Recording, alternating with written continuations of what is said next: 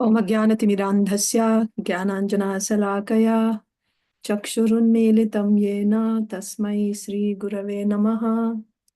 Sri Chaitanya Manobhishtam Sthapitam Yena Bhutale Swayam Rupaha Kada Mahyam Dadati Swapadantikam Vandeham Sri Guru Sri Yuta Padakamalam Sri Gurun Vaishnavamscha Sri Rupam Sagrajatam Sahagana Raghunathanvitam Tam Sajivam Sadvaitam Savadhutam Parijana Sahitam Krishna Chaitanya Devam Sri Radha Krishna Padan Sahagana Lalita Sri Vishakhanvitamscha Namo Vishnu Padaya Krishna Presthaya Bhutale Srimate Bhakti Vedanta Swamin Niti Namine Namaste Saraswate Deve Gauravani Pracharine Nirvishesha Shunyavadi Paschatya Deshatarine Jai Sri Krishna Chaitanya Prabhu Nityananda Sri Advaita Gadadhara Sri Vasadi Gaura Bhakta Vrinda Hare Krishna Krishna Krishna Hare Hare Hare Rama Rama Rama Hare Hare Vancha kalpatarubhyascha kripa sindhubhya eva cha patitanam pavanebhyo vaishnavebhyo namo namaha. Hare Krishna, dear devotees. Welcome to our weekly discussion on speaking on Varnasrama Dharma. Today is the 7th session and it is the 18th of January 2025. So, does anyone remember what we discussed in the last session? Last two sessions, last Saturday and Sunday? Do you have any memory?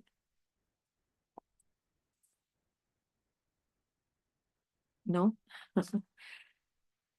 So, last week we discussed about different types of duties for different groups. So this was an Ishtagoshti in New Vrindavan, where Srila Prabhupada was talking with devotees, and the purpose of this meeting was to assign duties to various devotees. So if you remember, the conversation was like this. Just quick highlights. We are not going to go into the details because we have to cover today's class also. But Srila Prabhupada said the center is Krishna. Krishna is the enjoyer. Ekale Ishvara Krishna Ara Sababhritya. Everyone is a servant. Only Krishna is the master. Even up to Srimati Radharani, Lord Vishnu, Lord Brahma, Lord Shiva. So similarly, now in New Vrindavan, the center was Shri Radha Vrindavan Chandra, and everyone else is a servant. But then the servants also have different duties. It's, they have to be assigned duties. Who will do what type of duty? So that was the purpose of that discussion. And then various topics were discussed there. So one thing was, while assigning duties, how to balance worship and work. How much time should be set aside for worship and how much time for work, or actually how much time you have. Srila Prabhupada went like this. There are 24 hours in a day. So in 24 hours, let's say you sleep for 7 hours. Even if you slept for 7 hours, still you have 17 hours remaining. So Srila Prabhupada said you work for 2 to 3 hours and the remaining time you have for your, your routine that you set for yourself. How much reading and spiritual activities, whatever, right? Apart from sleeping and working, then all the time that you have, that time you make a routine for yourself. So many hours I will chant, so many hours I will read. And then missionary activities also, services that will be done for spreading the mission, like that. And then we saw how, they suggested that they spend in New Vrindavan, they had 5 hours they were setting aside for worship activities, right? Everyone, the whole community would come together every morning and evening for Aarti and Kirtan. That was mandatory for everyone. And then they would also work 7 hours in the field. The men would actually go with their axes, cutting wood, working on the fields like that. So dividing duties amongst themselves. So that was the next thing. What needs to be done and who will do what, right? How to divide that work. So there we saw, who would be the president and who would be the secretary, who would be the treasurer. And above all was the sannyasi, Kirtanananda Maharaj was there. So whose decision would be final, right? Who would be making the final decision? So that discussion went on for some time. And then, Srila Prabhupada said, because sannyasi is the topmost, his word should be final. So there was some, you disagreement on that, right? So then finally, Srila Prabhupada said, but the sannyasi does not, that came to the next topic. What is the role of a sannyasi in community development? Does he always stay in the community? No, sannyasi does the outside work. He has to go travel outside and make people aware of the movement by taking pamphlets with him, meeting with people, meeting with organizations and informing them, and also bringing in funds for the project. The project had to be developed. The temple had, the community, has to be developed. And also more people have to be invited to come because you need manpower like that. And of course, so he is traveling most of the time, and once a month or something when he would come back and stay for a month and again he would go back. So whenever he's back in the community, he's given the topmost position. He's the advisor. So there also it is said that, but of course we will have, Srila Prabhupada said, we will have a committee. We'll have a committee to make decision. It's not like one person is the final person who decides. For now, let him do, but eventually we will have a committee. So then there was a discussion about democracy and monarchy. The devotee was under the impression that democracy is bad and monarchy is, intelligent monarchy should be there. Then Srila Prabhupada's challenge was, where do you find such an advanced monarch today? We had Parikshit Maharaj, we had Yudhishthir Maharaj who was qualified, who could actually decide. Where do you find? So then in that case, we should have a committee of devotees. Like that, Srila Prabhupada said. According to circumstance, according to the present circumstance.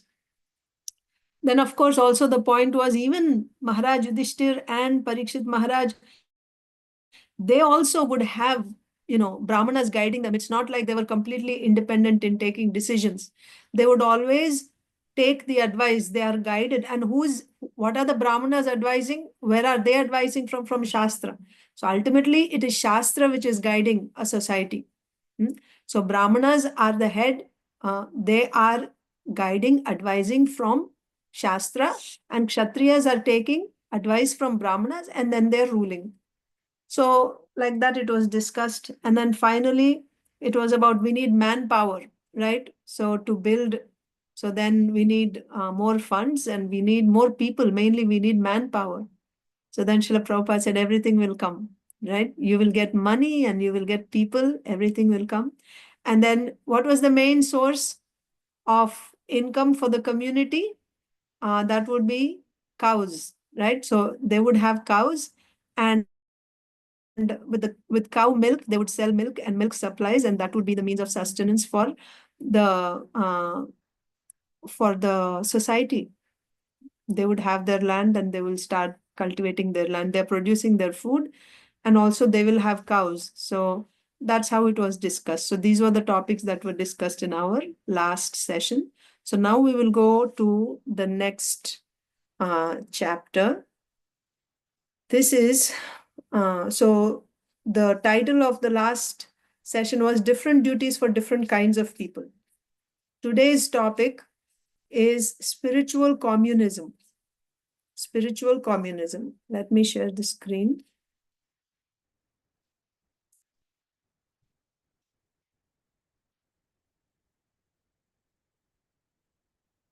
Yes. And this is a conversation with Professor KOTOVSKY. So you must be familiar. It's a very famous conversation that Srila Prabhupada would often quote in his classes and talks about this Professor KOTOVSKY. So this is in Moscow on June 22nd, 1971. Conversation with Professor KOTOVSKY. And the title is Spiritual Communism. Would any of you like to take turns reading? Would you like to read? Anyone would like to read? If you'd like to read, just raise your hand anytime, okay? I'll just start now. So the topics that will be covered are Hinduism is a term invented by the Muslims. The real cultural institution of India is called Varnashram. Varnashram cannot be artificially abolished. It will exist in one form or another in every society. It doesn't matter what varna or ashram one is in. If he understands the science of Krsna, he can be a spiritual master. Very important topics. Okay. In 1971, during his historic visit to the Soviet Union, Srila Prabhupada was introduced to Professor Grigory Kotovsky, head of the India Department at the USSR Academy of Sciences and chairman of the Indian Studies Department at the University of Moscow. As they sat informally in Dr. Kotovsky's office, the spiritual leader and the communist scholar vigorously discussed topics of mutual concern, and Srila Prabhupada proposed a radical reformation of the communist system. So if you're aware, those were the times, so Russia was a communist country completely. Prabhupada, modern sociology is targeting the state or the people as the owner of a certain state. Modern sociology is targeting the state or the people as the owner of a certain state. But our Vedic conception is Ishavasyam idam sarvam. Sri Ishopanishad, Mantra 1. Everything is owned by Isha, the supreme controller. Tena tyaktena bhunjita. What is given by him, allotted to you, you enjoy that. Magridaha kasya sviddhanam. But do not encroach upon others' property. This is Ishopanishad, Vedas. But do not encroach upon others' property. Okay, I read that already. And the same idea is explained in different Puranas.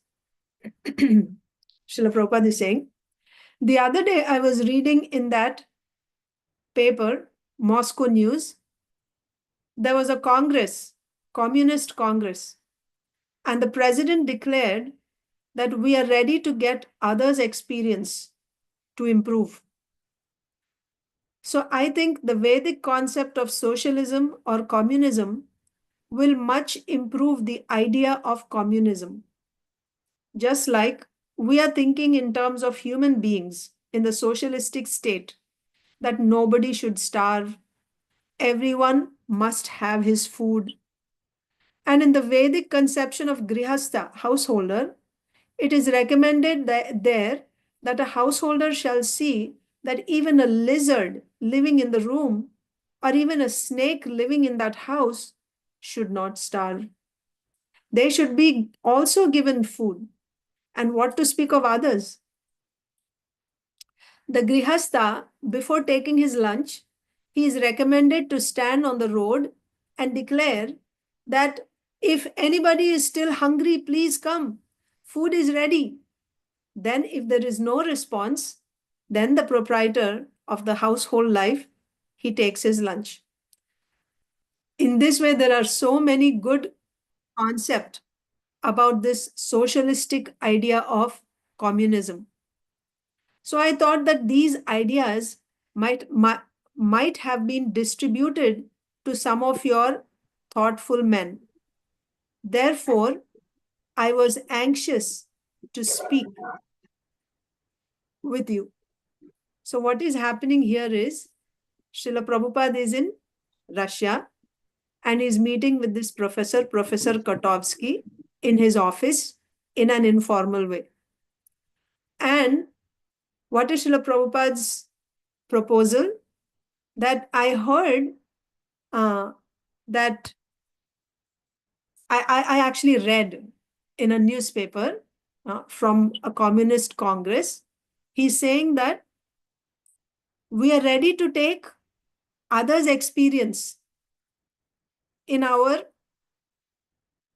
administration. Anyone who has some experience, we are willing to take that, their ideas, their experience. So Srila Prabhupada is saying, I would like to offer the Vedic perspective of communism or socialism. So your idea is that all the people, they own the state, right? The people who are working in the state is their property. What is Srila Prabhupada saying? But Vedas say that the property is the Supreme Lord's property.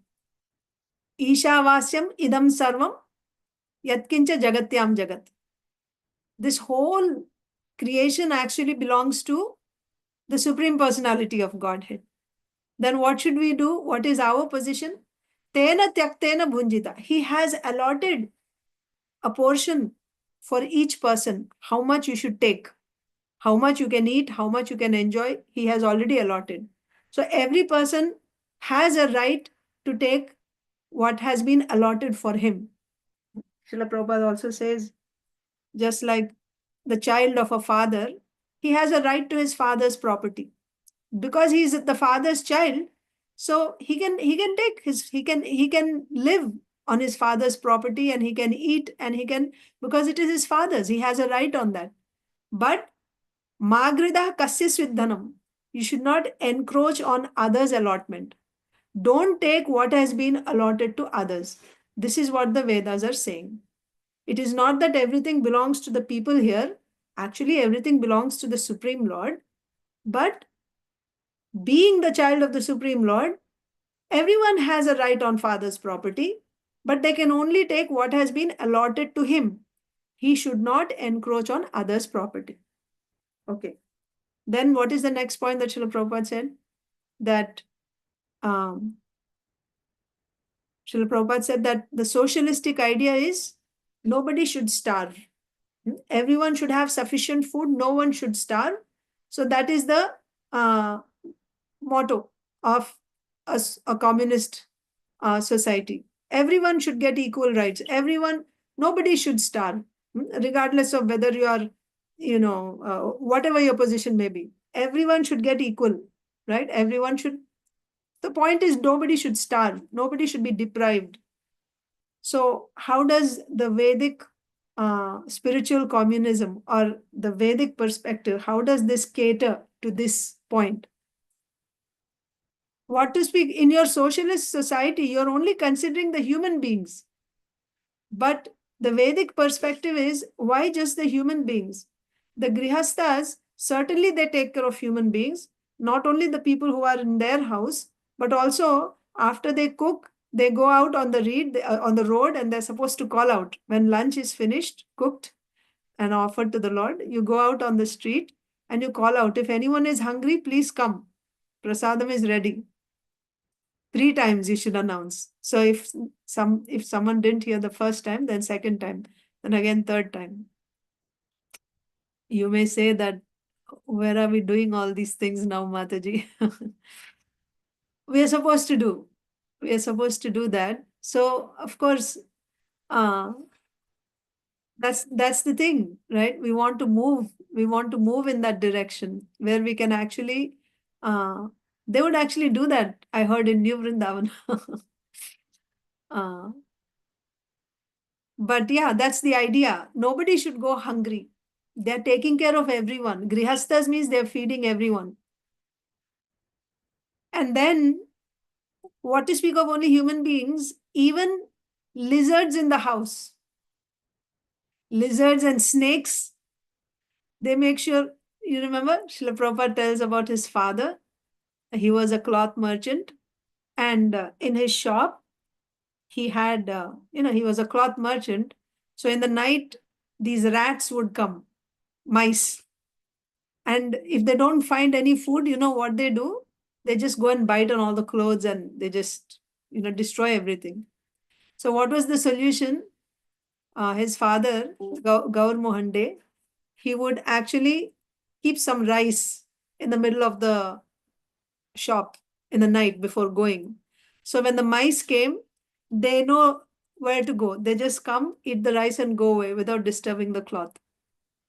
So when Srila Prabhupada is talking here about how the grihasthas are supposed, they take care of everyone, not just the human being, not just their family members, but everyone. And even all the other living beings also, they make sure that they get their food. So your communist idea, your socialist idea is satisfied by following the Vedic perspective. That's the point. Okay. So only after he feeds everyone, the head of the family, then he will take his food, it is said. If nobody is still hungry, please come. If there is no response, then the proprietor of the household, he takes his lunch. In this way, there are so many good concepts about this socialistic idea of communism. So I thought that these ideas might have been distributed to some of your thoughtful men. Therefore, I was anxious to speak with you. Okay. So Prabhupada is saying yours is a communist, you have communist ideas. I have some proposals where you can actually do better by taking these ideas from the Vedas. Professor KOTOVSKY. Yes, you know what is interesting?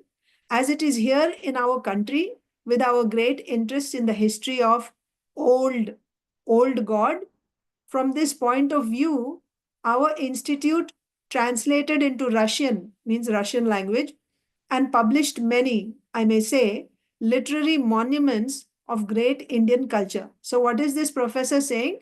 That yes, we have translated into Russian language many of the Indian literary monuments, means like the scriptures, right? Indian writings, we have translated into Russian language. So remember, who is this Professor Kotovsky? He is the head of the Department for India Studies in Moscow. So, so literary monuments of great Indian culture. So we have many books which are translated into Russian language about Indian culture. I will have a pleasure to present you a copy of a booklet which was written here by me and my colleagues. So I have also written one book, I can show you, he's saying. It's account of Soviet studies of India, right? How the Russian people have studied India. So that's the book I have written. And here there is chapter 2, studies of ancient Indian texts in the USSR. So back then, Russia was called USSR, Soviet Union. So studies of ancient Indian texts in the USSR. You'll be interested to discover we publish not all, but some in exceptions, Puranas. So they have published the Puranas in Russian language. We published most of them, then some parts of Ramayana, 8 volumes in Russian, Mahabharat.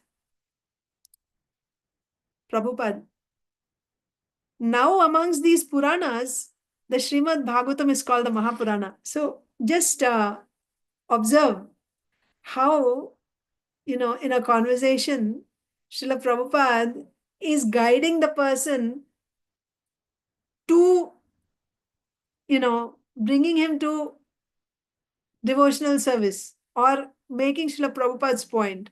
Although he is kind of, so going, now this Professor Kotovsky brought up about Puranas. So Srila Prabhupada is saying, amongst the Puranas, Srimad Bhagavatam is called the Mahapurana. What was Professor Kotovsky saying? That I have written a book on Indian texts, right? The studies of USSR on ancient Indian texts. I would like to show you and all that. So Srila Prabhupada, and we have translated some of the Puranas. And Srila Prabhupada picked on the word Purana and he said, amongst all Puranas, Srimad Bhagavatam is Mahapurana. So Professor KOTOVSKY, Mahapurana. Prabhupada, yes. So we have translated in English the full with the original Sanskrit text, its transliteration, and English equivalent for each word, then translation, and then purport explanation of the verse. That means, yes, we have translated this from Sanskrit to English, but in a very authentic way. You will find the original Sanskrit in Devanagari Lipi, then the same thing you'll find in English transliteration, then each word's meaning is given, then the English translation is given of that shloka, and finally there's an explanation of that shloka called purport. In this way, there are 18,000 of verses in Srimad Bhagavatam. And the acharyas, the great saintly sages who are the preachers of this Bhagavatam throughout India, their opinion is that it is the ripened fruit of the Vedic desire tree. So we are talking about Vedas and Puranas. What is the Chakravarti, the emperor of all the scriptures? Chakravarti Pramana is Srimad Bhagavatam. This is the Mahapurana. That is also said in Bhagavatam itself. Nigama kalpataror galitam phalam. This is the ripened fruit. If you compare all the Vedas to a tree, if you compare all the Vedas to a tree, what is the essence of a tree? It's fruit. And what type of fruit? The ripened fruit, which can be directly eaten. So the Srimad Bhagavatam is galitam phalam, the ripened fruit of the tree of the Vedas. O expert and thoughtful men, relish Srimad Bhagavatam, the mature fruit of the desire tree of Vedic literatures. So Srila Prabhupada is now presenting Srimad Bhagavatam and saying, and it is accepted by all. I mean, Indian scholars, and especially Lord Chaitanya. He preached this Bhagavat. So we have got that complete in English translation. If you want to see some of them, we can show you. You know, Srila Prabhupada went to Russia for 1 week, and they were under strict vigilance. He was there only for 5 days. They were allowed to stay there only for 5 days because when they landed in Russia, they were checking and seeing the books, right? Bhagavad Gita. They had actually, taken them, and they said they were going to be strictly watched because it was a communist country. You couldn't go and preach Krishna consciousness there. You could simply go as a visitor, sightseeing, and come back. That's all. You cannot conduct hold programs, invite people. You cannot do that. So, and there was a limited time, only 5 days. So most of the time that Srila Prabhupada was there, he was just there in his hotel room. On the 4th day, so of 5, the 4th day, when his secretary, Shyam Sundar Prabhu, he went looking for food for Srila Prabhupada, like fruits and milk, he would go, because it was hard to find anything. So he would have to stand in long lines to get some milk or anything. So for fruits or potatoes. So that day he happened to meet one person, and Shyam Sundar Prabhu brought him to meet with Srila Prabhupada. And later on he became Ananta Shanti Prabhu. And Srila Prabhupada preached to this devotee like anything, like all day. He just explained the philosophy to this devotee. And it is because of this one devotee that we have the movement, Krishna consciousness movement in Russia today. It started from there with one person in such a, such an environment. So the point is, it was very limited. Srila Prabhupada's movements and meeting with people was very limited in Russia. And at that time, Srila Prabhupada met with this Professor KOTOVSKY, who was the head of the India Studies department in the university. And this is the conversation. And it's just an informal conversation in his office. Srila Prabhupada is just talking to him. And that's what we have here in the form of his room conversation. So now, looking at that, you see, Srila Prabhupada is presenting his Srimad Bhagavatam. He is not allowed to preach outside, but this is a professor who he's writing, translating the Indian literature like Puranas. He said Ramayana and parts of Mahabharata, they have translated into Russian language. So Srila Prabhupada is saying, I have the Mahapurana, the topmost, right? The ripened fruit of all the Vedas, Srimad Bhagavatam, the entire set, 18,000 verses, very authentically translated into English with explanation and purports. So Srila Prabhupada is saying, and this is accepted by everyone, all the Indian scholars and especially Lord Chaitanya, he preached this Bhagavat. So we have got that complete in English translation. If you want to see some of them, we can show you. Professor KOTOVSKY. In Leningrad, now we have a branch of our institute dealing mainly. So now KOTOVSKY is talking about, what they have. Okay, now we have a branch of our institute dealing with mainly Prabhupada. Yes, KOTOVSKY. With the history of Asiatic culture, here is a sample account of our book. So he's presenting his work. You will find here some account of what has been translated and what else is being done in the history of Indian philosophy.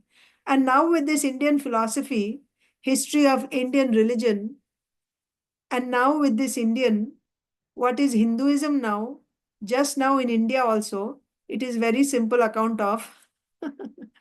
So there's no kind of, clear thought being presented, as you can see.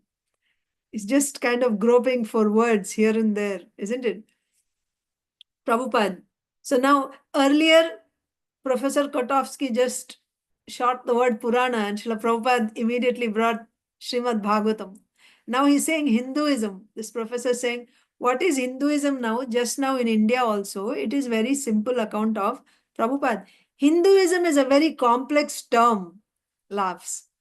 KOTOVSKY. Oh yes, Hinduism. It is not all. It is really, to my understanding, it is not religion from European point of view. It is really a way of life.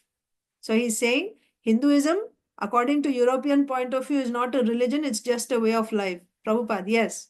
KOTOVSKY, religion, Indian, a way of philosophy, a way of life, a religion, everything. Prabhupada, no, this Hinduism, Hindu, this word is not a Sanskrit word. It is given by the Mohammedans. You know, there is a river Indus, which is Sanskrit name is Sindhu. Sindhu. KOTOVSKY. Yes. Oh, yes. Yes, yes. Prabhupada. These Mohammedans, they pronounce sa as ha. So Hindus. So for Sindhu, instead of Sindhu, they say Hindu. Hindus. Instead of Sindhu, Hindus. They made it Hindus. So Hindu is a term which is not found in the Sanskrit dictionary. KOTOVSKY. Yes. Prabhupada. But it has come into use. But the real cultural institution is called Varnasrama. So this Hindu term, what has become so prevalent, famous, right? All over the world, people know this, the religion followed in India is Hinduism. Actually, you don't find the word Hindu in Sanskrit. The real word is Varnashram or Sanatan Dharma or Varnashram Dharma. So Srila Prabhupada is saying here that but it has come into use. But the real cultural institution is called Varnashram. 4 Varnas and 4 Ashramas. Brahmana, Kshatriya, Vaishya, Shudra. These 4 Varnas. And Brahmachari, Grihastha, Vanaprastha and Sannyas. So according to Vedic concept of life, unless people take to this system or institution of Varna and Ashram, 4 Varnas and 4 Ashrams, actually he does not become a civilized human being. one has to take this process. 4 divisions of varnas and 4 divisions of social order. Varnas means social order, and 4 divisions of spiritual order. That means ashrams. That is called varnashram. So India's culture is based on these 8 system, varna and ashram. KOTOVSKY, varnashram. So what did Srila Prabhupada say? Unless a society is divided into these 4 varnas and ashrams, then people are not on the level of human beings. You come to the level of human being when there is actually when there is a varnashram system. That's actually considered a civilized society where you have varnas and ashrams. So now what is this varnashram? KOTOVSKY is saying, Professor KOTOVSKY is saying, varnashram. What is his idea of varnashram? We'll see. Prabhupada. Varna ashrama.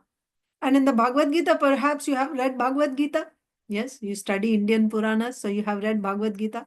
There is also the statement, Chatur Varnyam Maya Srishtam.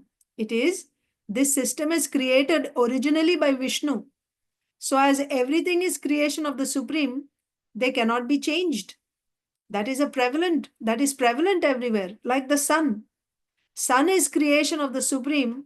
So sunshine is here in America, in Russia, in India, everywhere. Similarly, this Varnashram system is prevalent everywhere in some form or other, just like the Brahmanas. The Brahmanas means the most intelligent class of men, brain of the society. Then the Kshatriyas, the administrator class. Then the Vaishyas, the productive class. And the Shudras, the worker class. These 4 classes of men are everywhere present in different names. And because it is creation by the original creator, so it is prevalent everywhere. Varna, ashram, dharma. So here is an important point. What is Srila Prabhupada saying? That which is created by the Supreme Lord, or to be more precise, that which manifests from the Supreme Lord, it is eternal and it is there everywhere. It's not limited to one particular geographical area or one particular class of people. Srila Prabhupada is giving the example of sun. The sun is the creation of the Supreme Lord. So the sun exists everywhere. There is sunshine. There is sunshine in every part of the world, whether it is Russia or America or India. You may have a different name. In India, you call Surya. In America, you call something else. In Russia, you call something else. But nevertheless, the object is the same. And that influence, that will be there everywhere. That object and its influence, right? What it is offering, you will find it everywhere. Similarly, like the sun, Varnashram Dharma is also Krishna saying, I created this. Chatur Varnam Maya Srishtam. I created this. So then that will also be there everywhere. It is not that this is the caste system which existed in the past and, no, don't buy these ideas. Caste system exists everywhere. It is applicable everywhere, regardless of where you are. If you are a human being, not for animals, of course, animals don't have this, but human beings, because human beings are developed, isn't it? So wherever there are human beings, this caste system should be there. It will be there actually. But as we read further, you will see how it can be degraded. Let's just continue reading. Does anyone have any questions or comments so far?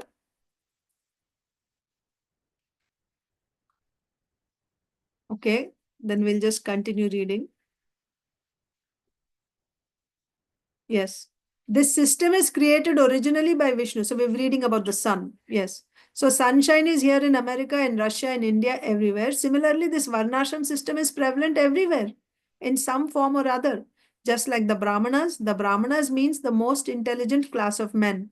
Brain of the society. What is Brahmana? It's the brain of the society. Then Kshatriya. the administrator class. What's this Kshatriya? He's the arms of the society.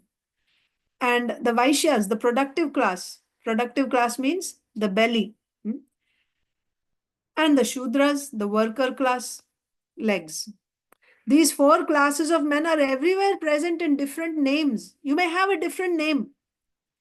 For Brahmana, Kshatriya, Vaishya, Shudra, it can be a different name, but they are present everywhere. And because it is creation by the original creator, so it is prevalent everywhere. Varnashram Dharma is prevalent everywhere. Professor KOTOVSKY. But you know what is interesting too? It is the opinion of some European and old Russian scholars. This Varnashram system, Prabhupada, yes, Professor KOTOVSKY, is a bit late creation. If you would trace the old sutras, texts of Vedic literature, you would find much more simple and egalitarian society. And there is an opinion that this Varnashram system was introduced into Indian society on the late stage of Vedic era, but not from the beginning about. If you would analyze scientifically the old texts, you'll find that, so there's a break, about the duration of this period, because unfortunately the old classic India, we have not so much information. So what is he saying? Professor KOTOVSKY is saying, according to the older, so they have divided the time period of the scriptures. Indian scriptures, the modern philosophers have divided it in terms of time period. So these scriptures belong to the older time period, and then the other scriptures are recent time period. So they are saying that this Varnashram system, this is introduced in the recent time period. But in the older scriptures, you don't find this Varnashram system. So you have any comments about this? Those who have attended Shastra Pramanam. What is your understanding about this? That the scriptures, he's saying, Professor KOTOVSKY is saying, that according to modern philosophy, there's older time period, scriptures that belong to older time period, and scriptures that belong to recent time period. In the recent times, the scriptures from the recent times, they talk about Varnashram system. But the really old scriptures, we don't find that they're talking about Varnashram. They didn't have this Varnashram. But the problem is we don't have access to those scriptures so much now. But we don't see this. This is a recent addition, Varnashram. Do you have any comments on this? Please participate. What do you think? What is your understanding of the scripture from Shastra Pramana course, those who have attended? What is Shastra?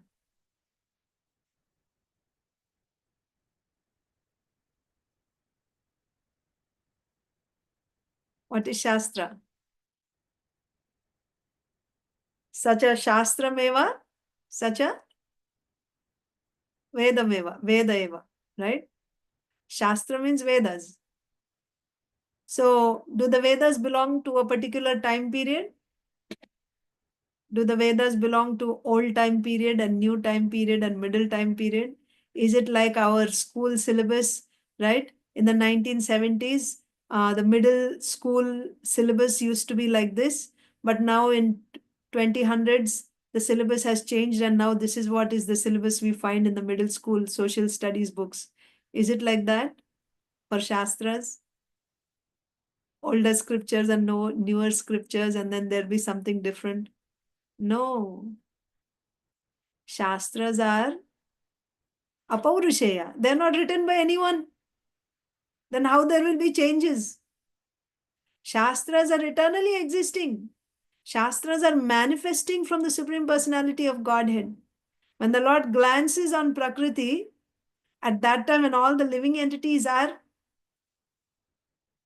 entering into Prakriti by his glance, through his glance, along with Kala Shakti and also the Vedas at that time. So the Vedas are the Lord's potency, and they enter into Prakriti at the beginning of creation. So the Vedas are there in the atmosphere. They are accessed by sages. When they are ordered by Lord Brahma orders the sages to perform tapasya. So on the order of Brahma, when they perform tapasya, they are able to access the Vedas, which are there in the form of Shabda. They're there in the form of Shabda in the sky. Now, those Vedas manifest in the hearts of these sages. And the sages now speak to their, to the disciples or to this world, or they give in written form. But it's not that, now according to the current situation, now we have to bring, you have to change. It's not like some other religious texts, right? You have older version and newer version, and then a later newer version where things are added and deleted. No, there's no versions. They are transcendental. Of course, everything is existing, but what is relevant, that much only is given at a particular time period. Like the Lord is unlimited, the Vedas are also unlimited. But what is relevant for you, that much is accessed and that much is given to you. In some other higher planets, Vedas are much more, right? So they will be, because they need more. And similarly, in other universes, much bigger universes where Brahmaji has 10 heads or 100 heads or 10,000 heads, he will need more Vedas to conduct such a big universe. His number of heads corresponds to the size of the universe. So then he will get more. But Vyasadeva, being an incarnation of the Supreme Lord, he has all the Vedas. More than even what Brahmaji has. Vyasadeva has all the Vedas. So this point, which he said that in recent times, if you ever encounter such arguments, so that's why I'm explaining, if anyone says that in recent times only you will find this Varnasrama discussion in scriptures, and imagine this is a professor who's head of the Department of India Studies, he's saying this. So you may feel, oh, he's a knowledgeable person, he has studied all the...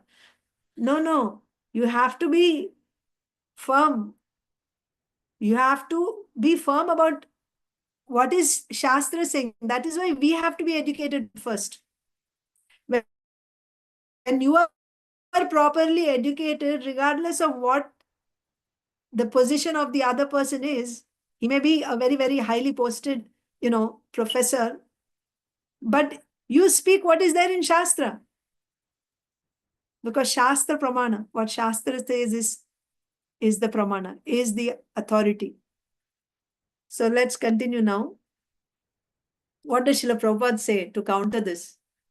What is he saying? KOTOVSKY said, Professor KOTOVSKY said that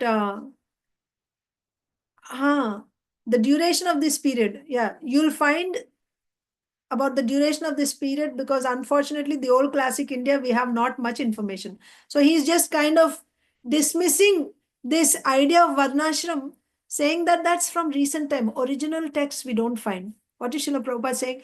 But so far we are concerned, this Bhagavad Gita, it is mentioned in the Bhagavad Gita. Chaturvarnyam maya srishtam.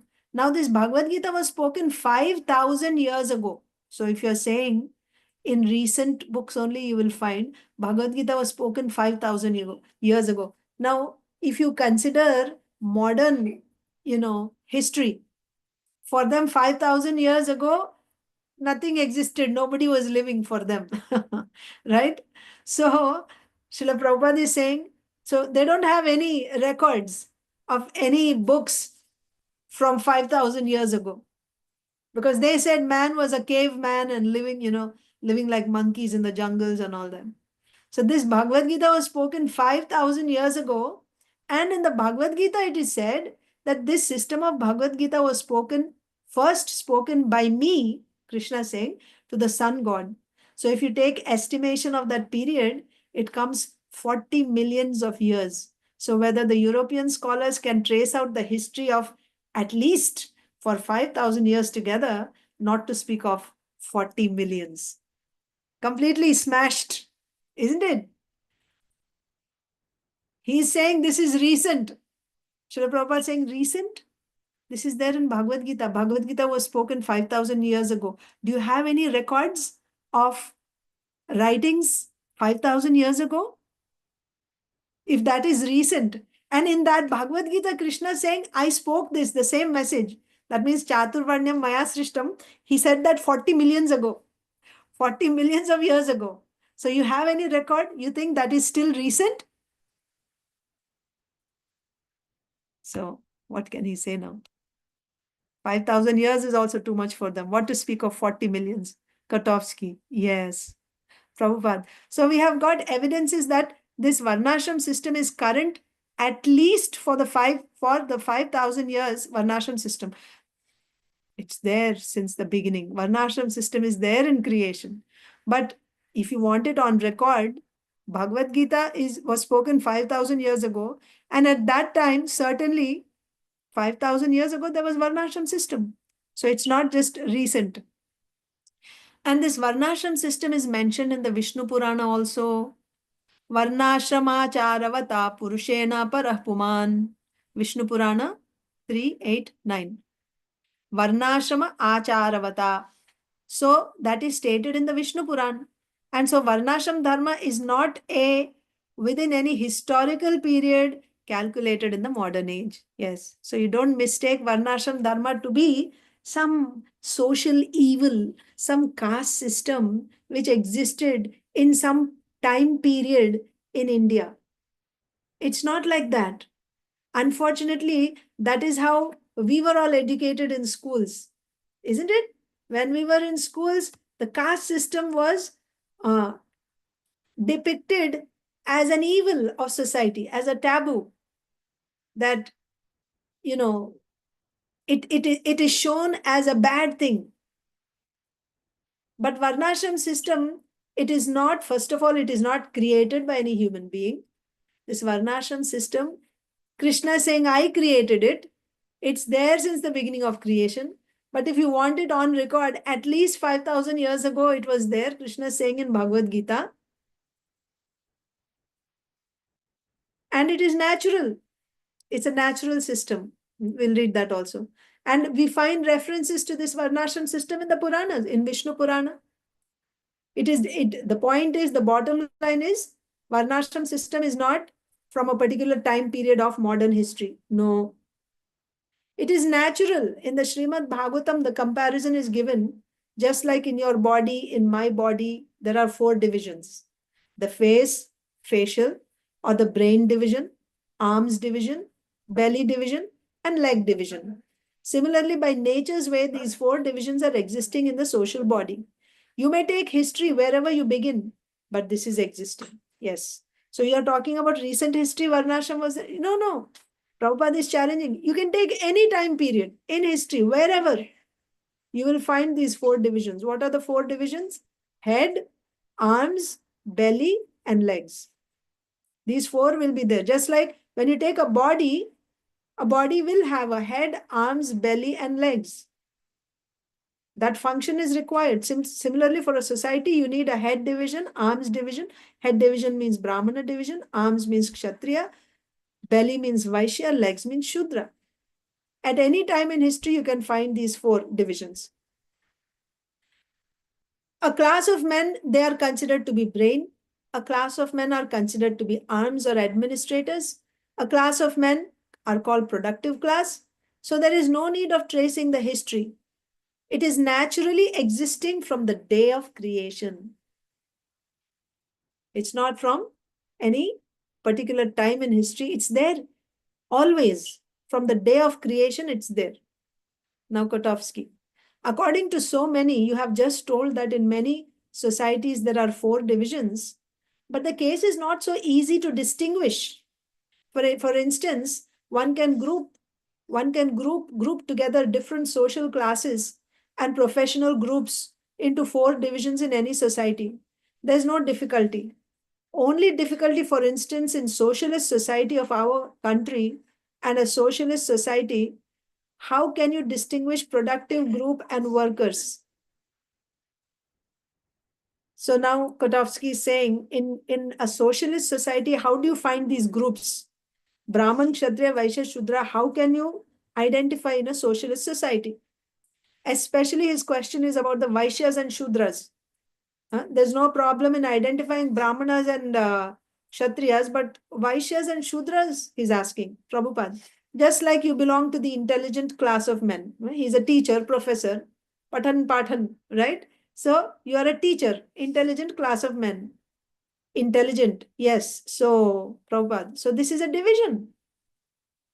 KOTOVSKY, yes. Intelligent class, for instance, Brahmanas. If you can put together also with intelligentsia under the Brahmanas, Prabhupada, yes. KOTOVSKY. Then administrative staff, Prabhupada, yes. Prabhupada, KOTOVSKY. Everywhere, Prabhupada, Kshatriya, KOTOVSKY. From top to collective farm, for instance, is Kshatriyas. But one would be here, but who would be here, Vaishya and who Shudra? That is the difficulty. Because all others will be workers, factory workers, collective farm workers, and so on. So from this point of view, so what is his problem? He's saying, I can understand professors are Brahmanas and administrative class also no problem. But who is a Vaishya, who is a Shudra is his question. Prabhupada, from this point of view, KOTOVSKY, there is a great distinction in my opinion between socialist society and all societies preceding socialist. Because in a modern Western society, you can group all social professions, classes, for instance, practically, very conditionally. At least you can, the Brahmanas, Kshatriyas. Then this Vaishya, this productive class, is owners. Prabhupada, that is KOTOVSKY, of the means of production. Prabhupada, yes. KOTOVSKY, these factory owners, for instance. Prabhupada, yes. KOTOVSKY. And the Shudras are workers, menial workers. But here you have no Vaishyas from this point of view because you have administrative staff. So the government is only taking care of all the food and everything. So there's no Vaishyas, is saying. So there is administrators and there is actual laborers who are Shudras. But where is Vaishyas, is asking. In fact, there is administrative staff. You can call them Kshatriyas and then Shudras, that's workers themselves, but not this intermediate class, Prabhupada, that is stated. Kalau Shudra Sambhavaha. In this age, practically all men will be Shudras. That is predicted. And if there are simply Shudras, then the social order will be destroyed. So now this is the problem. What is the problem? A society needs all four. Society means just like a body. A body needs head, arms, legs, belly. All four are needed. If you didn't have belly, how will the body be nourished? Food has to be sent to the belly, and the belly supplies nourishment to the rest of the body. And then if there are no legs, then how you'll go places, how you'll work. If you have no arms, how you will defend yourself? When someone attacks you, you're finished. And if you don't have head, then how, instructions are given to different parts of the body without head. So all four are required. But the problem in the society is there's only legs. There is no head, no arms, no belly, only legs. If you have only workers everywhere, what the society would be like? Because Shastra says, Kalau Shudra Sambhava. In Kali Yuga, everyone is Shudra. That means a body which has only legs. How that society can survive? By the way, do you know why we are discussing this? Because this book is speaking about Varnasrama. What is the idea here? We have to create our own devotee societies. We have to create our own devotee societies. Daiva Varnashram community. Now for a Daiva Varnashram community, what is required? A society must have all four. There should be Brahmanas, Kshatriyas, Vaishyas and Shudras. Just like you have a head department, arms department, belly department and legs department. So that is the connection. So let's continue.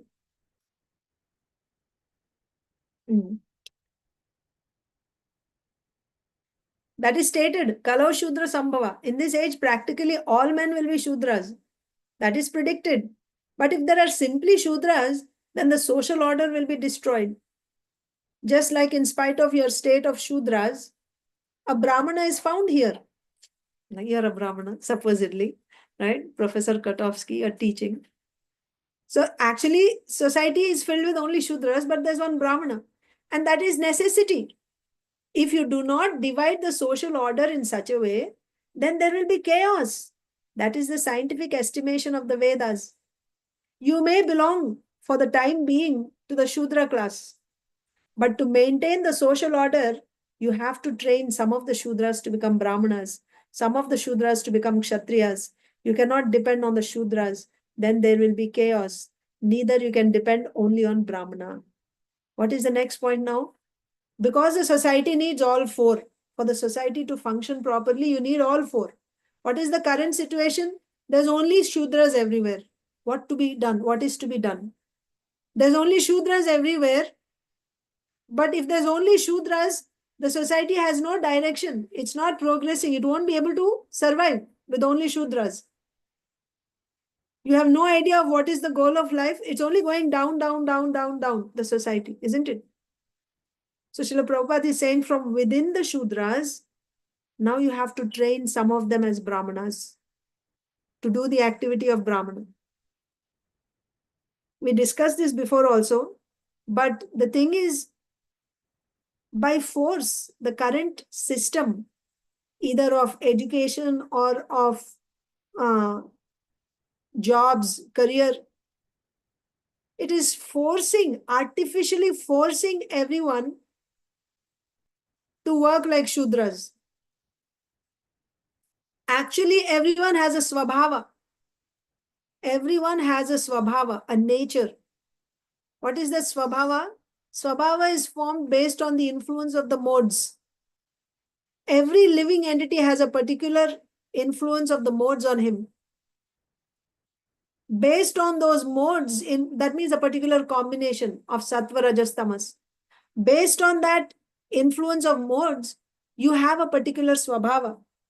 Krishna says in Bhagavad Gita 18th chapter that based on this swabhava, there can be 4 types of duties, occupational duties, karma, and they are known as, these 4 groups are known as Brahmana, Kshatriya, Vaishya, Shudra.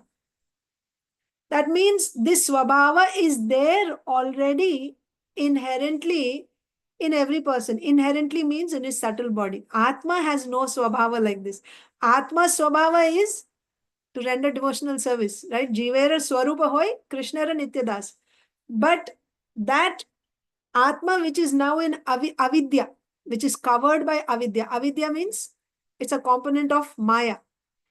Atma which is now covered by avidya, now because of this avidya, it will receive, so it will have its karma also. So what is that karma showing? That karma is showing the influence of modes on that Atma. Every living entity has this. Based on that, he will get his subtle body. And that subtle body is actually, especially in subtle body, you have chitta. Chitta means, where all your impressions, past impressions are stored, samskaras are stored. That is coming from your karma. Now, based on that, your body is formed, whether subtle body or gross body. So everyone is already there, having a particular swabhava, either of a Brahmana, Kshatriya, Vaishya, Shudra, it is there. So when you have a proper system, society in place, where there is an education system, so now the duty of the teacher, guru, is to identify what is the swabhava of this person. He has to identify and then train him accordingly. That is a Vedic society. That is a Varnashram society. But when you say Daiva Varnashram society means you give him his duties and you make him do his duties with the goal of coming to pure devotional service. So that's the best Daiva Varnashram society. So they're closely linked. Daiva Varnashram society and pure devotional service are connected. When through Daiva Varnashram society, we can come to the stage of Shuddha Bhakti, pure devotional service. So if you don't have now, the point is, now we don't have these 4. And everyone is forced to work like workers, go and get a job, right? First of all, go to school and everyone in the classroom will study the same ABCD and everyone will study the same syllabus. And then everyone is applying for jobs, going to companies looking for jobs. What is the result of this? You're making the whole society into Shudras. There is no head, there is no arms, and there is no belly. There's only legs. This is the current situation. How to come out of this? So Srila Prabhupada is saying, yes, if you just leave it to the Shudras, simply rubber stamping won't help. Now, those who are, Shudras, or you label them as outcasts or whatever, and now you want to rubber stamp them as they are Harijans. Harijans means they're Harijans simply by giving a label is not sufficient. You have to actually train them. And Harijan means what? Hari's men, Hari's people. Who are Hari's people? Harijan means devotees. So they should actually train them as devotees of the Supreme Lord who are living the lifestyle of a devotee. Then you call them Harijan. Simply because somebody takes birth in a Bhangi community, now you call them Harijan. Is this justice? Are you doing any justice to that person? No. So similarly, now we have Shudras everywhere. What to do? Can you simply label like these Shudras are Brahmanas, these Shudras are Kshatriyas, these Shudras are Vaishyas? Can you do that? No. You have to train. The bottom line is the key is training. Training is essential. And for that training, what do you need? Where is training given? Okay, at least one answer someone can give. Where do you get training? Education training happens where? Where do we get education and training?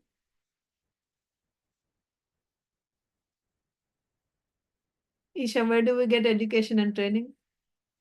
School. Thank you. You get education and training in school. We go to school or we go to colleges. So where do we get this Varnashram education and training? Varnashram college. That is the need of the hour. The fact is everyone is a Shudra. And now these Shudras, everyone is a Shudra means we've been forced to act like Shudras, take up jobs like Shudras, work like Shudras. Now we have to train, identify, and not just external rubber stamping. No. There will be who will identify, who will teach. Professors will teach. So there has to be teachers in our Varnashram college. And when the students come, and who are the students? Everyone in the society, actually. But to start with, to begin with, it has to be our devotees, the devotee communities. Because devotees are also working. Aren't we working? Devotees are also working outside, right? In companies, we are working for our livelihood. We are doing Shudra's job. So starting with devotees, they go to Varnashram college, identify what is the nature, swabhava, that the teachers have to be trained to do that. And then give them training. And then when you have these various, departments which can run a society, then we will have our own self-sufficient devotee societies and communities where there is not just food production that is there, but also we need all four. It's not that we need only Brahmanas, and it's not that we need only Vaishyas who are producing food and, no. We need all four. We need Brahmanas, we need Vaishyas, we need Kshatriyas. And of course, we need manpower also. We need labor also. Shudras. Everyone is required. That's when a society can function. So what is Srila Prabhupada's solution here? Srila Prabhupada is saying that is the necessity, right? Just like in spite of your state of Shudras, there's a Brahmana, that's a necessity. So if you do not divide the social order in such a way, then there will be chaos. That is the scientific estimation of the Vedas.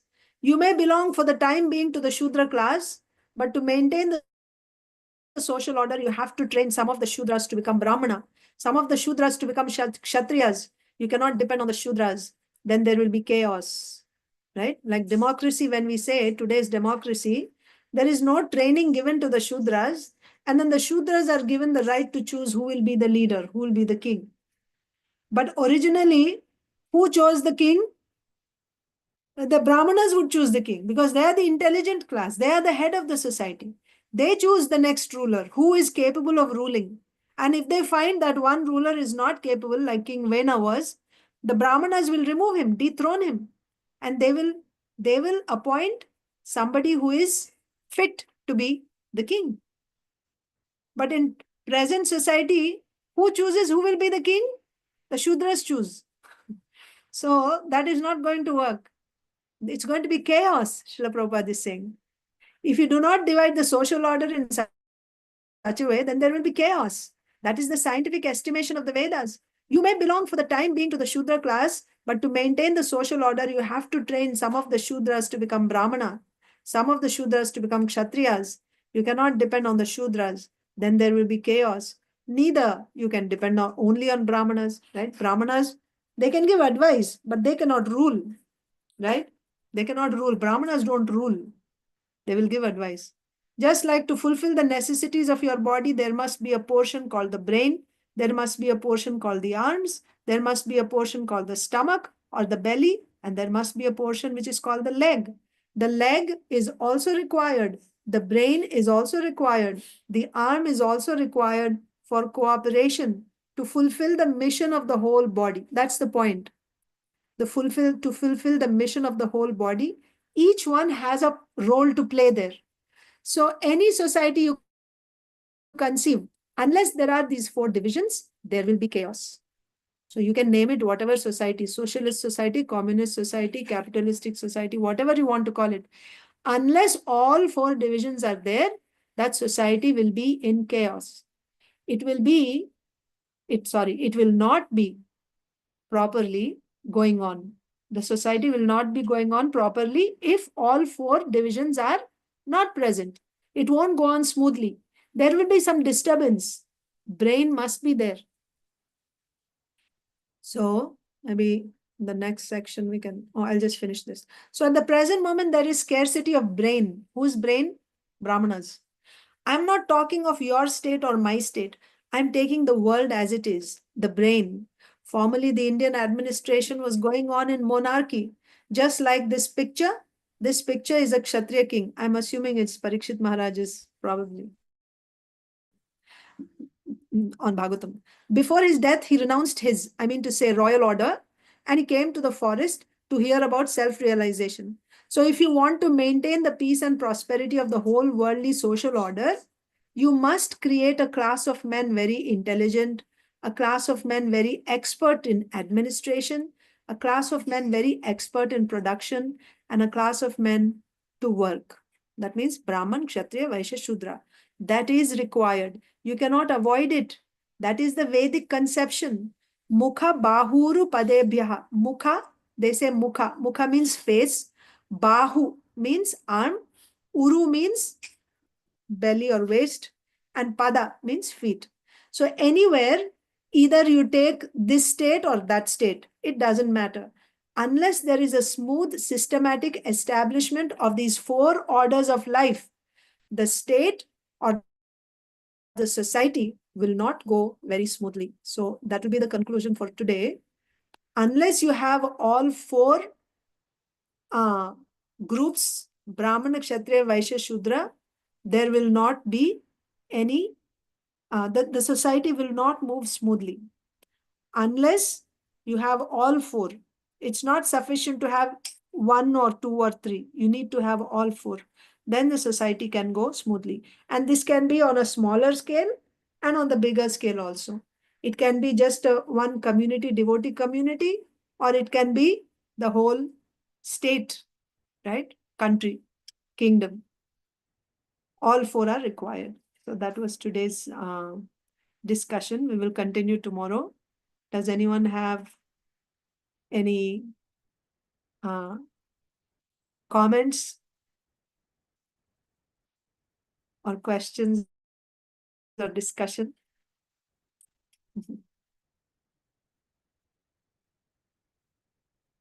No?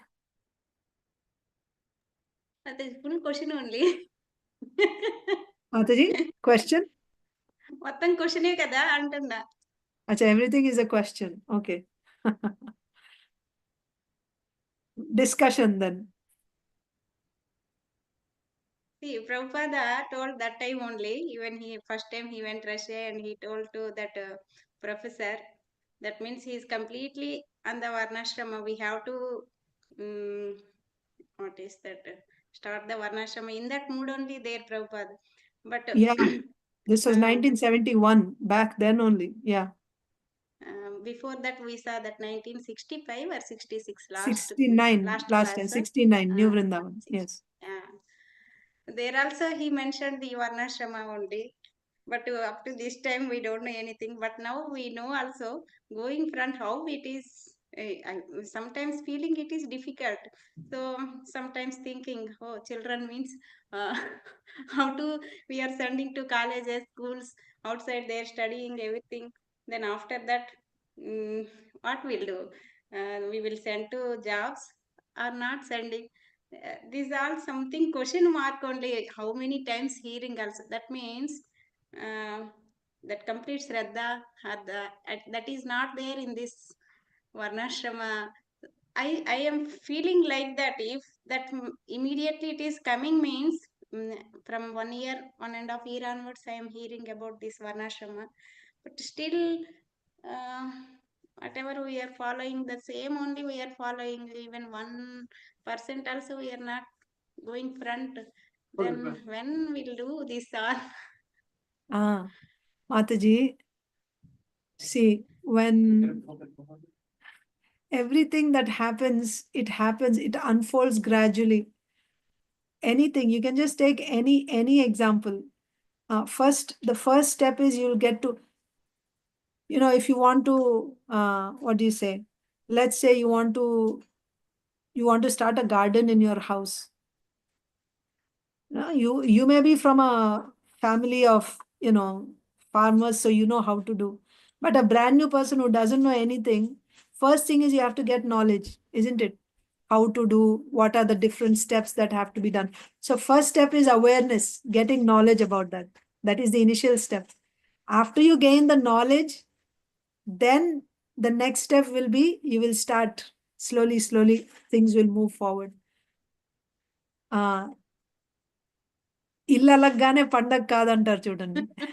Like that in the very beginning step. Or Prabhupada gives this example that a girl thinks, oh, now I'm married. Where is the baby? Because she heard that when you get married, you'll have children. So if she's very impatient that immediately I should have a baby, it's not going to happen. But he says, if she continues to serve her husband nicely, there will be love. And eventually, at one point, certainly, it is sure she will have a child. But there is a phase in between. So similarly, of course, it should have been done before, no doubt. Prabhupada has been speaking since the beginning, right from the beginning, he's been speaking. We'll see in his purports, always talking about it, and also in his conversations, he's talking, and especially towards the last, from 72 to 77, he was really pounding on this point. But still, things didn't happen. But what can be done about things that didn't happen? We have to start somewhere. Because if we don't start, what is the hope? So, what we are doing now is we are starting at this point. We are talking knowledge, right? And with whatever from Srila Prabhupada's Vani we are hearing from devotees, that's why I post these on my status to show that how devotees are actually, they're also making very, small baby steps. Whatever each person is able to do, what you can do is individually, there is power. There is so much power. Even you can make a difference by your personal habits, by your personal practices. You can make a difference on the consciousness of the people around you. And on a bigger circle, also, it can happen eventually. I will give you an example. Maharaj, His Holiness Bhaktiraghav Maharaj, he won't accept anything which is not grown by the devotees, or at least by the local farmers. It has to be grown, not something which is bought from the store. I'm not talking about cooked. Even vegetables and fruits, buying from store and offering him. That's why wherever he goes, you see devotees growing their own food and they're offering him as gift. So this is how you can actually make a difference. It's not like big things. Of course, small things lead to big things, right? Big things happen with baby steps. You have to start with baby steps. So maybe you can make something like that, especially as women. All are women in our group now. Women have power because we cook in the kitchen, isn't it? So when you go to shop for your groceries, you can make some, you can take some steps like this, trying to simplify in the sense avoiding processed items as much as possible, packaged items as much as possible. You can try, right? It's not that it's going to That happen is what I overnight. am thinking, Mataji. There is no option here. Then how it is happen? Within what is available, in whatever is available, in that making whatever, like you have a choice, right? You have a choice. Within that, you can simplify. That's what I'm saying. Do what you are able to do. Don't be depressed and disappointed about what you are not able to do. You change your perspective from what is not possible. You look at what is possible. It can be a very small thing. Start somewhere very small, something which you are able to do. But it may not be the same thing for everyone. Each person is from a different location. Some family situations may be different. Different means, resources may be different. But you are making that step to show the Lord, to show our acharyas that I am into this. I want to assist you. Like that squirrel or that spider in Ramayana. You can say, such a big bridge, what will this one small sand grain do, Mataji? You can say. It's true. But from the Lord's perspective, for that little jiva, for that little living entity, that offering was also very important. So make something that you can do, some difference. It may not even be preaching to others if you're not able to do that. In your personal habits, you can do. You can do in your personal habits. So, and then that will grow from one small thing, it will grow to the next, to the next. In India, we see sometimes, why in India, everywhere people can do. If you have that facility, you have a small balcony, people start growing something there, right? At least like they put curry patta, right? Or some green chilies or tomatoes or some flowers. They grow something. I'll offer Krishna what I grow if you're able to do that. Like that.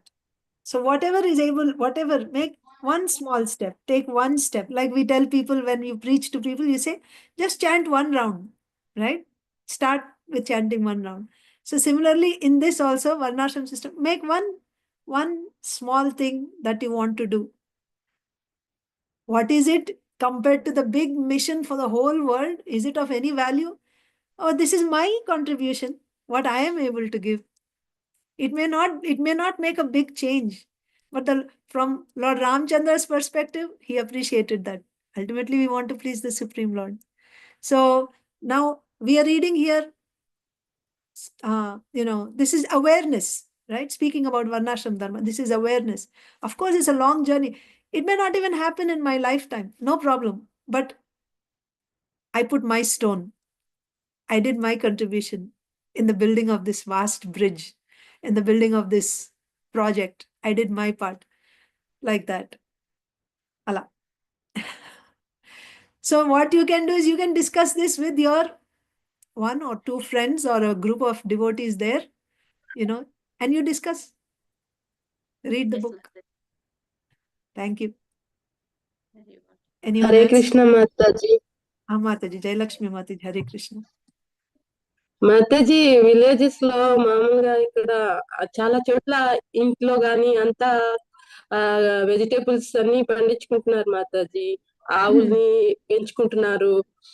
ఇక్కడంతా అంటే ఇక్కడ సిటీల్లో town లో అట్లా కాలేదు కానీ చాలా villages లో అట్లా ఉన్నాయి మాతాజీ. పెంచుకుంటున్నారు ఫ్లవర్స్, వెజిటేబుల్స్ అన్ని కూడా. So they are all devotees, Mataji, or just in general, all the villagers? కానీ ఒకటేంటంటే వాళ్ళు కృష్ణాకు సమర్పించడం లేదు, కానీ అది కృష్ణాకి పెట్టడం లేదు వాళ్ళు. So now you have to preach to them because they're already in the mode of goodness. Village preaching is also important. So because they're already doing that, Now you should teach about, so now we are going to start in some time. We will start this Bhakti Prakara course. In Bhakti Prakara, we are going to study about Karmarpanam. Karmarpanam is also one type of bhakti. It's not Shuddha Bhakti, but it is also one type of bhakti. Karma Arpana means the karma that you're doing, if you offer it to the Lord, what will happen? And if you don't offer it to the Lord, what will happen? What are the benefits of offering to the Lord? They will find it very attractive. You have to present it to them. So according to their level, you have to preach. They may not be willing. If you say offer everything to the Lord and surrender to the Lord, they may not be willing. But if you show them the difference between offering and not offering, what are the disadvantages if you didn't offer, what is the advantage in offering, and that way if you preach to them, they will come, they will do. So this type of preaching has to be done. Well, already mode of goodness learner, they are in mode of goodness. From there, bringing them higher will be easier. So certainly they must be preached to. So Karmarpanam, I mean, well, it's already time, but for simple thing is, for Karmarpanam, what you have to do is, see, what is the difference between someone who wants the result? He's growing his food and he's growing for his family, and maybe he's selling also. He's getting some result. So Shastra explains that when you do karma, and this is, of course, Vedokta karma, right? This is prescribed, simple living, right? Growing your own vegetables, keeping a cow. These are all the activities of, it's simple living. This is Vedokta karma he's doing. Very nice. Now, this work, if you don't offer and if you just enjoy, what are the downsides? One thing is,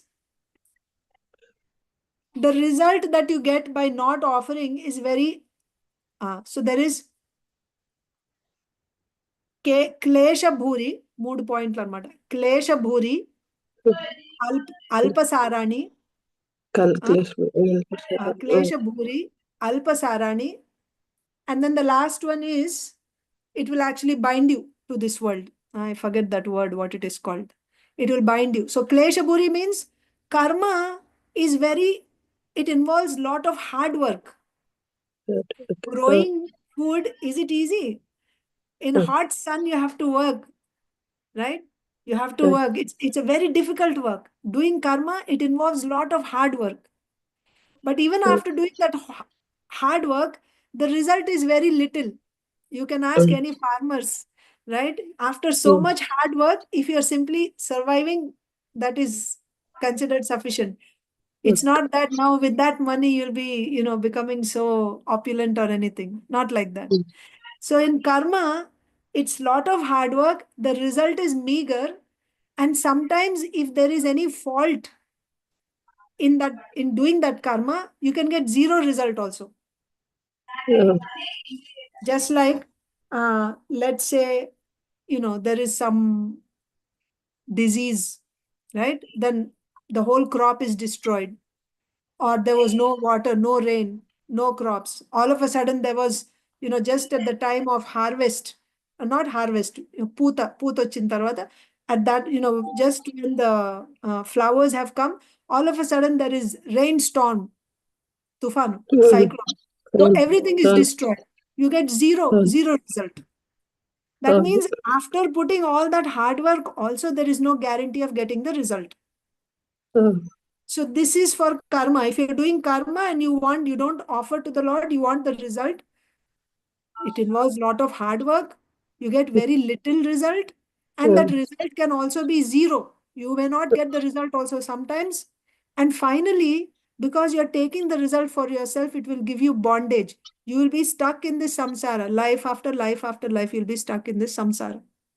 Now, as opposed to this, you're doing the same karma, and even without hard work, if you do, and even if you don't do it perfectly, even with some yada kada, somehow or other you do your karma, but whatever you have done, you offer it to the Lord. Karma arpanam, you have offered to the Lord. What is the benefit of that? Even if you don't do the karma perfectly, when you offer to the Lord, the result is guaranteed.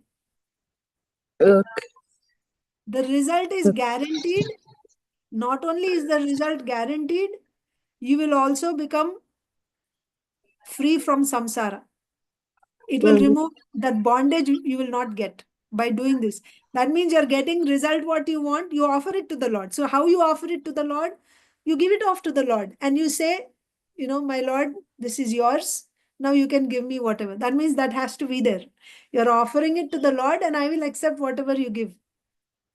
But there is guarantee when you offer to the Lord like that, you will get the result more than what you expect actually. Not only do you get this result, you will be free from the bondage of samsara, this life and death. You will become free from that bondage.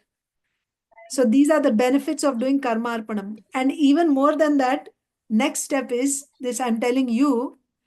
The next step, what happens is, so this person will become attached to offering to the Lord, right? And because he knows when I offer, I'll get, the Lord gives me.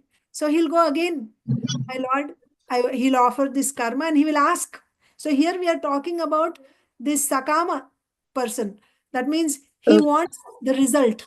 He's interested in the result. He will go and he'll offer to the Lord and he will express, my Lord, I want like this. He will give it and he will express his desire. The Lord will give him what he wants. Okay? He will give him what he wants. So then he sees, oh, I got so much result. So second time again he will go and he will offer and he will say, my Lord, I want this. The Lord won't give. The Lord won't give. Why? He will think that, example is, if a little child, a small child, is going and eating dirt, eating dirt, matti tintunnadu. So the mother will come and will say, oh, my dear child is eating dirt. He must be hungry. So she will go, she will remove the dirt from his hand and she'll give a nice laddu. Now you eat this laddu. Like that, Krishna will see this person, he's coming to me and asking for some material result, which is like dirt. I want to give him laddu. So first time he will give the result what he's asking for, material result. By that, this person will become attached to the Lord. He will go again and again asking for material result. Then second time he goes, the Lord may give. Third time he goes, the Lord won't give. So when the Lord won't give, why he won't give? Instead of giving that material result, he will give him a taste for his lotus feet. He will give him a taste for bhakti.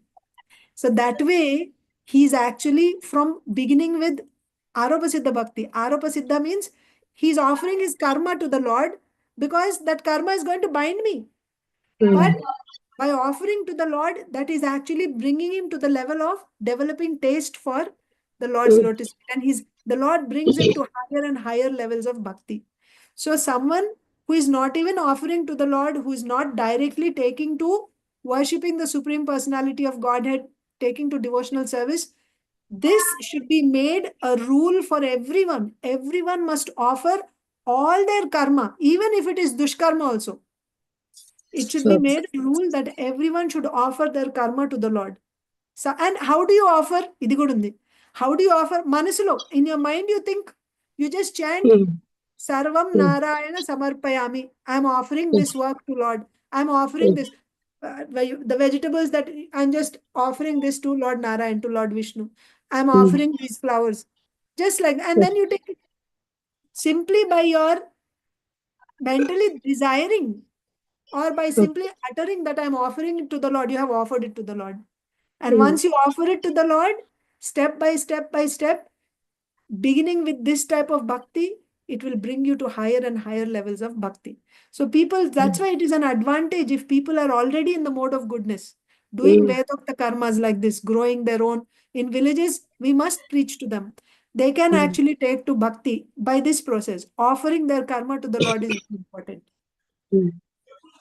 Okay, Mataji? Okay, Mother. Thank you. Thank you. Hare Krishna.